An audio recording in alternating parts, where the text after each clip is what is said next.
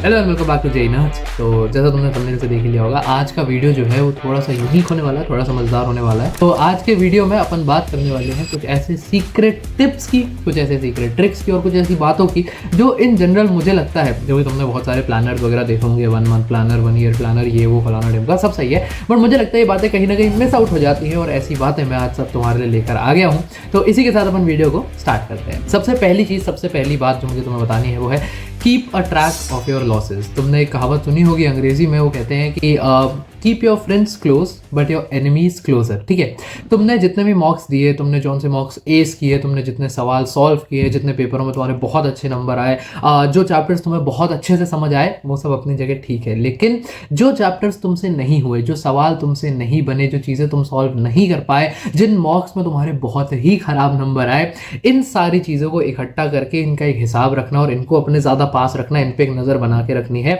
होता क्या है, टाइम टू टाइम तुम देखोगे, अगर तुम अपनी पुरानी गलतियों को रिविजिट करते चलोगे ना, तो तुम्हारा एक बेस बन जाएगा कि अच्छा, मेरा लास्ट प्रोग्रेस यहाँ आके रुक गया था, इसके मैं आगे नहीं बढ़ पाया था, अब मैं इस पे बिल्ड अप ऑन करूंगा। अब ये जो सवाल मैंने सर्कल करके छोड़ दिया था, इस सर्कल वाले सवाल को क्या मैं अब सॉल्व कर पा रहा हूँ? अगर नहीं तो क्यों नहीं, और अब इसको मैं फिगर आउट करूंगा कि अच्छा, इसको कैसे सॉल्व करना है। ये जो फला मॉक में मेरे खराब नंबर आए थे, इसमें क्यों खराब नंबर आए थे, ढंग से उसे एनालाइज किया, देखा कि अच्छा कहाँ कमी रह जा रही थी, क्या बेहतर किया जा सकता था, और फिर वहां से उसको बेहतर कर दिया। तुम देखोगे, जब तुम अपनी गलतियों का एहसास तुम्हें हो गया, एक फिलोसोफर थे, अब नाम मुझे याद नहीं, बट वो कहता है अगर तुम्हें अपनी गलतियां पता चल गई ना, तुम एग्जैक्टली पिन पॉइंट कर दिया कि तुम्हारी गलतियां है क्या, तो 50% तो तुम्हारी प्रॉब्लम्स वहीं सॉल्व हो गई, बाकी 50% अब बस उस पर बिल्ड अप ऑन ही करना है। तो प्लीज अपनी गलतियों को, अपने लॉसेस को अपन अपने थोड़ा करीब रखेंगे। ठीक है, दूसरी बात, ये बात मुझे लगता है बच्चे सुन भी लेते हैं बट फिर भी फॉलो नहीं करते। Active learning is very important yet very under estimated. होता क्या है, दो तरीके की लर्निंग होती है, एक होती है पैसिव लर्निंग, एक होती है एक्टिव लर्निंग। पैसिव लर्निंग क्या होता है, तुम बैठ के लेक्चर चल रहा है और तुम बैठ के बस लेक्चर देख रहे हो, टीचर कुछ बोलता जा रहा है, तुम कहने के लिए वहां पढ़ रहे हो, लेकिन उसका आउटपुट, उसकी प्रोडक्टिविटी बस 15-20% कुछ निकल के आएगी। यही एक्टिव लर्निंग क्या होगी, टीचर लेक्चर चल रहा है, तुम साथ में एक पेन लेके बैठे हो, एक कॉपी लेके बैठे हो और तुम साथ में चीजें लिख रहे हो, पढ़ रहे हो। ठीक है, जैसे टीचर ने सवाल कुछ लगाया तो तुमने सवाल साथ में रुक के पहले सॉल्व किया, वीडियो को पॉज किया, फिर उसके बाद सॉल्व किया, नहीं हुआ सॉल्व तो फिर सॉल्यूशन देखा। अगर लाइव क्लास हो तो पहले टीचर समय देता है, उसमें ये वेट नहीं किया कि अरे सर सॉल्यूशन बताएंगे तब कर लूंगा, नहीं, खुद से अटेम्प्ट किया, खुद से सॉल्व करने की कोशिश करी। जब तुम खुद अपना दिमाग लगाओगे, खुद चीजें पढ़ने की कोशिश करोगे, तो दिमाग में तुम्हारे बेहतर घुसेंगी और तुम्हारी लर्निंग जो है वो बेटर होगी। अगली चीज, अच्छा साहब, एक्टिव लर्निंग की बात आई है अगर, तो एक्टिव लर्निंग एक बहुत मेजर चीज है जो रिविजन में भी बहुत काम आती है तुम्हारे। अगर तुम बस पोथियां पढ़े जा रहे हो रिवीजन के नाम पे कि अच्छा एक ये चीज, दो चीज, तीन चीज, चार चीज, पांच चीज, तो कुछ फायदा नहीं हो, तुम्हारे दिमाग में नहीं घुसेगा। लेकिन अगर रिवीजन में एक्टिव लर्निंग तुम ला दो तो एकदम तुम क्रेजी लेवल पे रिवाइज कर सकते हो, बहुत एफिशिएंटली दिमाग में अपनी चीजों को बैठा सकते हो। और इसी के लिए एक बहुत बेहतरीन रिसोर्स मैं तुम लोगों के लिए लेकर आ गया हूं, रांचो रिवीजन के read revise repeat flash cards. जो बच्चे चैनल को फॉलो करते हैं उनके बारे में जानते होंगे ऑलरेडी, और बहुत अच्छा रिव्यू तुम इसका कमेंट में ड्रॉप भी करना।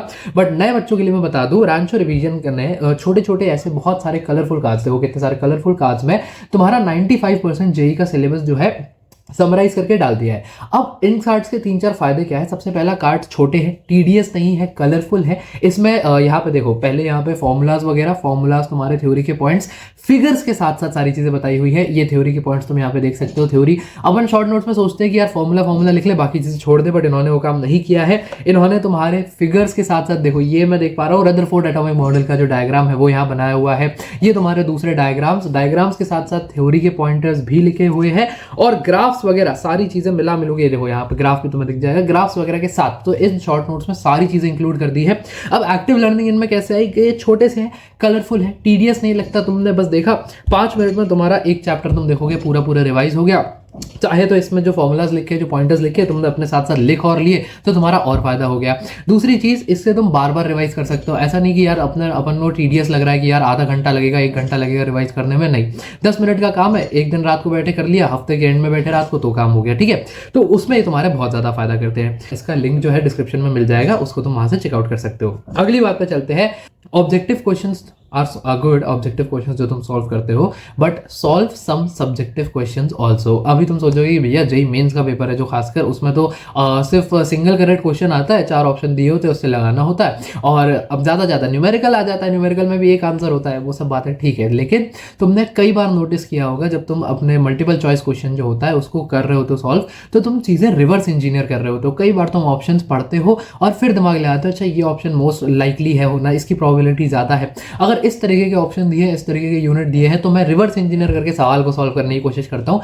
वो अपनी जगह ठीक है, बट ये सब टिप्स और ट्रिक्स जो है वो एग्जाम टाइम में लगानी है, प्रिपरेशन के टाइम पे अपने दिमाग की मेंटल एबिलिटी को डेवलप करना है। और वो कैसे होगा?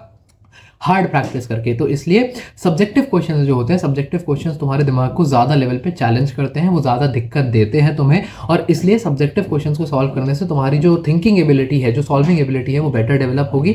सब्जेक्टिव क्वेश्चंस कुछ नहीं, अगर चाहिए तो एडवांस के बहुत पहले साल में सिर्फ सब्जेक्टिव क्वेश्चन ही आते थे, वो उठा लो। एक एक क्वेश्चन करने में तुम्हारा रोना निकलेगा, लेकिन एक एक क्वेश्चन के बाद तुम्हारी जो लर्निंग होगी, जो तुम्हारी मेंटल एबिलिटी जो ग्रो होगी, वो बहुत क्रेजी ग्रो होगी। इसलिए सब्जेक्टिव क्वेश्चंस को भी थोड़ा थोड़ा, बहुत ज़्यादा नहीं, अगर तुम 100% टाइम जो है तुम्हारा अगर प्रैक्टिस का है, उसमें से सिर्फ 15-20% टाइम भी सब्जेक्टिव क्वेश्चंस तुम सॉल्व कर लोगे, कोशिश करोगे ना, तो तुम्हारे अच्छी खासी जो एबिलिटी है वो डेवलप हो जाएगी। ठीक है, लास्ट सवाल पे चलते हैं।